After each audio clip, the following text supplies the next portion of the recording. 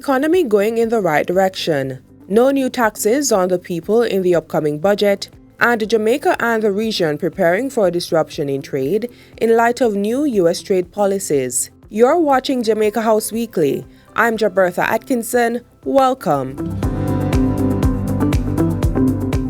Prime Minister Dr. Andrew Holness says his government will not place any additional burden on the Jamaican people to fund its programs for the 2025-2026 fiscal year. I've been saying this now for about 10 budgets now. We will be presenting a budget with no net new taxes. And in fact, this budget will have no new taxes. Earlier this month, the estimates of expenditure totaling $1.26 trillion was tabled in the House of Representatives. Prime Minister Holness says it reflects less money having to go towards debt payments. He asserts that this and other indicators are incontrovertible evidence that the country's economy is being managed in a fiscally responsible way and is heading in the right direction. Our credit ratings are at their highest levels ever. We are just 3 upgrades away from investment grade status.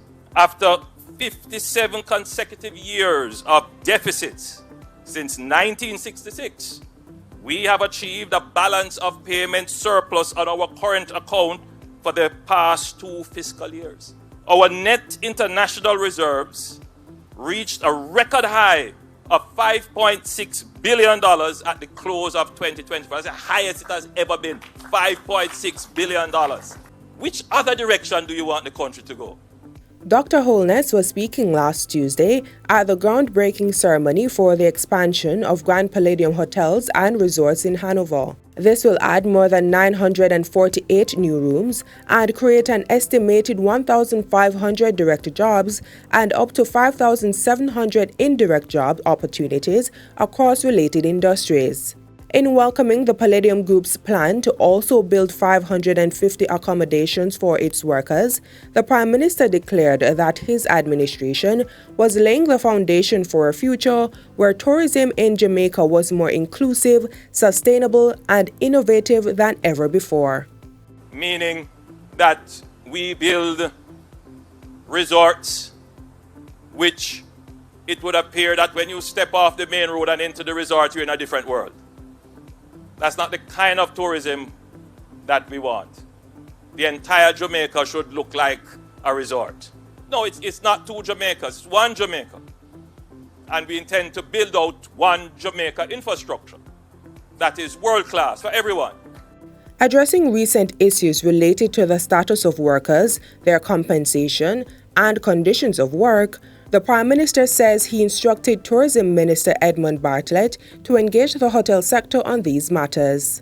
To say, let us take an enlightened approach, because the tourism product is not just the lovely buildings that are going to be built.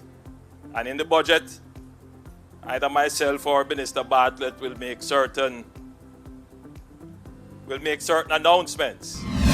Still in Hanover, Prime Minister Holness participated in the Global Tourism Resilience Conference, where he asserted that Jamaica must prepare to take advantage of the artificial intelligence AI revolution that is unfolding globally.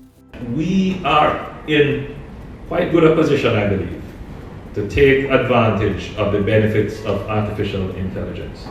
Not to fear it, not to look at it as a replacement of jobs that we have, but how can we use it to improve our productivity and position ourselves as a society that is digitally native?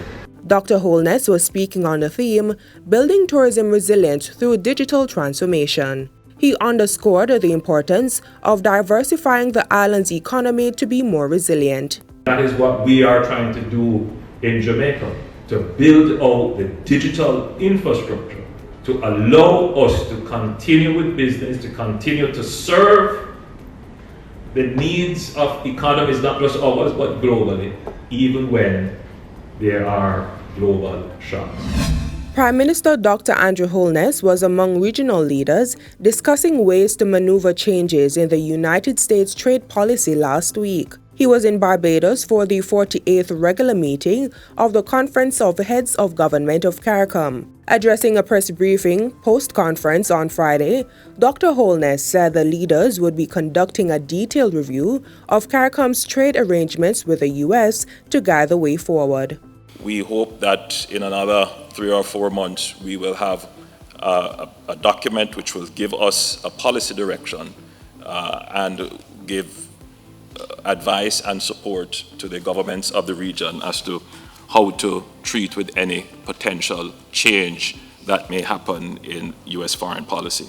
Dr. Holness says while many businesses have reached out to express grave concerns, the approach should not be of panic. He also asserts that CARICOM governments and businesses should not only look at the potential disruptions to normal trade routines, but also the opportunities that may arise. The region has a well-established office for trade negotiations, and it has worked very well for us, and we are using the incredible resources in that office to study the challenges that could come and to provide us guidance, all the governments in the region, guidance as to how we should structure our trade policy to both mitigate any fallout but take advantage of the opportunities. The Prime Minister also used the opportunity to reiterate his call for a global war on gangs and for a stronger and more targeted approach to regional security. The countries in the region would have to have greater cooperation and sharing of intelligence and resources in tackling this very grave threat. At the press briefing, he joined in the farewell to Prime Minister of Trinidad and Tobago, Dr. Keith Rowley, who announced his retirement from representational politics after years of dedicated service to the people of his country and to CARICOM. And finally, while in Barbados, Prime Minister Holness held bilateral talks and met with members of the diaspora. He assured the diaspora that Jamaica was reaping the benefits of fiscal discipline. The last decade, we focused on just ensuring that our expenditure is within our means, that government is not a burden on you for more taxes, and that we are not borrowing. And so we are at that steady state now. Big achievement for Jamaica. And that's it for Jamaica House Weekly. Be sure to join us next time for more of the news stories coming out of the office of the Prime Minister.